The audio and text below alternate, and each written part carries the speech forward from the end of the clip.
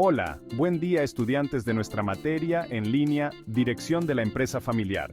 Hoy nos sumergimos en un tema que para muchos de ustedes es muy cercano, las empresas familiares. ¿Por qué son tan importantes para la economía? Desglosemos esto. Las empresas familiares juegan un papel dominante en la mayoría de las economías del mundo. Las hay de todos los tipos y tamaños, desde pequeñas tiendas locales hasta enormes corporaciones multinacionales. Pero, a pesar de su gran presencia, su supervivencia no está garantizada. ¿Por qué? Porque tienen características únicas que pueden llevarlas al éxito o al fracaso. Entonces, ¿qué es exactamente lo que hace que una empresa sea familiar?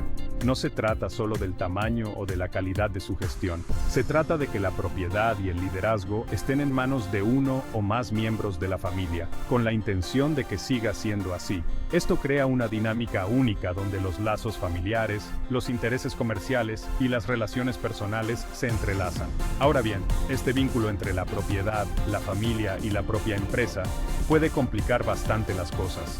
Imaginen hacer malabares con diferentes roles, ser hermano, padre y socio comercial, todo al mismo tiempo. Puede ser un desafío, pero también es lo que les da a las empresas familiares su ventaja única. Una de las mayores ventajas de las empresas familiares es la perspectiva a largo plazo.